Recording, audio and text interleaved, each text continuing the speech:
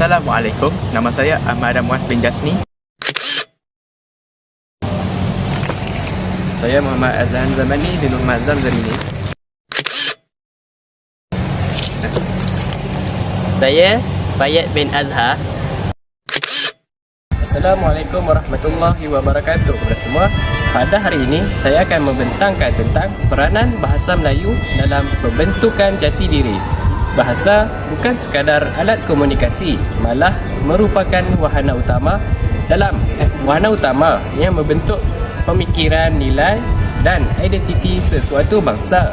Dalam konteks Malaysia, bahasa Melayu berperanan yang sangat penting sebagai bahasa kebangsaan serta bahasa rasmi negara kita. Sebagaimana yang termaktub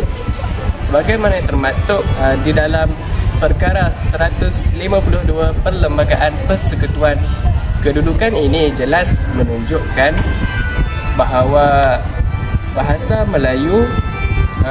Melayu menjadi tunjang kepada pembinaan identiti nasional serta lambang kedaulatan negara kita.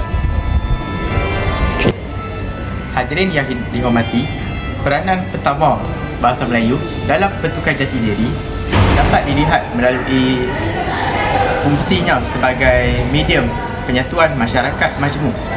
Malaysia terdiri daripada pelbagai kaum, agama dan juga budaya. Namun demikian, bahasa Melayu berfungsi sebagai bahasa perhubungan antara kaum yang membolehkan rakyatnya saling berinteraksi, bekerjasama dan saling memahami antara satu sama lain. Sebagai contoh, penggunaan bahasa Melayu dalam sistem pendidikan kebangsaan telah menyatukan murid daripada pelbagai latar belakang dalam satu sistem yang sama. Melalui interaksi harian di sekolah, akan wujudnya semangat kekitaan dan perpaduan yang secara tidak langsung telah membentuk jati diri sebagai rakyat Melayu. Selain itu, bahasa Melayu juga berperanan dalam memelihara warisan budaya dan nilai bangsa. Bahasa ini syarat dengan peribahasa, pantun, gurindam dan karya sastera yang mengandungi nilai murni seperti hormat menghormati, bertanggungjawab dan semangat bermasyarakat. Sebagai contoh, peribahasa seperti bulat air kerana pembentung, bulat manusia kerana muafakat menekankan kepentingan perpaduan dalam kehidupan bermasyarakat. Penghayatan terhadap khazanah bahasa ini dapat mampu membentuk kepribadian yang berteraskan nilai tradisi dan budaya bangsa. Sekaligus ia dapat memperkukuh jati diri generasi muda. Di samping itu, penguasaan bahasa Melayu yang baik turut mencerminkan rasa bangga dan cinta akan negara kita. Apabila rakyat menggunakan bahasa kebangsaan dengan betul dan berhemah, hal ini justru dapat menunjukkan penghormatan terhadap identiti nasional. Bahasa yang dipelihara dengan baik akan melahirkan masyarakat yang berakar pada budaya sendiri dan tidak mudah terpengaruh oleh unsur luar yang boleh menghakis jati diri negara kita. Peranan bahasa Melayu dalam pembentukan jati diri dapat diperincikan melalui beberapa aspek utama yang signifikan. Antaranya ialah peranannya sebagai bahasa kebangsaan yang menjadi asas pembinaan identiti nasional. Seperti yang termaktub dalam Perkara 152 Perlembagaan Persekutuan, bahasa Melayu diiktiraf sebagai bahasa kebangsaan dan juga bahasa rasmi negara kita. Kedudukan ini bukan sekadar simbolik, malah ianya turut mencerminkan peranan bahasa Melayu sebagai lambang kedaulatan dan jati diri rakyat Malaysia. Apabila bahasa kebangsaan kita digunakan dalam sebarang urusan rasmi kerajaan, sistem perundangan dan juga pentadbiran. Hal ini dapat memperkukuhkan identiti negara kita yang berdaulat dan berwibawa di pesada antarabangsa. Selain itu, bahasa Melayu turut berperanan sebagai medium pendidikan dalam sistem persekolahan kebangsaan. Penggunaan bahasa Melayu sebagai bahasa pengantar utama di sekolah-sekolah kebangsaan membolehkan murid daripada pelbagai latar belakang kaum dan budaya mengikuti proses pembelajaran dalam satu bahasa yang sama. Keadaan ini secara tidak langsung dapat memupuk semangat perpaduan dan rasa kekitaan dalam kalangan generasi muda.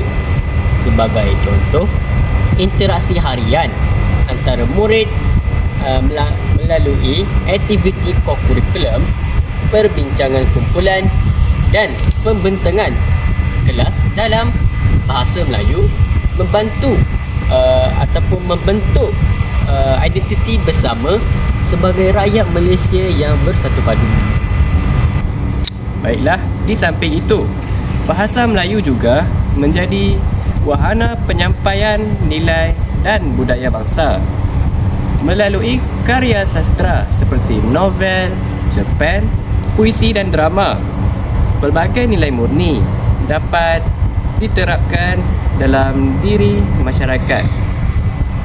Sebagai contoh, karya sastra klasik seperti Hikayat Hang Tuah menonjolkan beberapa nilai kesetiaan, keberanian dan semangat cinta akan negara kita. Nilai-nilai ini berperanan penting untuk membentuk peribadi individu yang berpegang teguh pada prinsip dan tradisi bangsa. Begitu juga dengan peribahasa dan pantun. Peribahasa dan pantun yang mengandungi pengajaran seperti nasihat yang mampu membimbing masyarakat agar berakhlak mulia dan beretika dalam kehidupan seharian. Seterusnya, penguasaan bahasa Melayu yang baik dan juga betul dapat mencerminkan tahap keilmuan serta kepribadian seseorang individu. Bahasa yang digunakan dengan sopan dan juga teratur melambangkan pemikiran yang matang dan berdisiplin.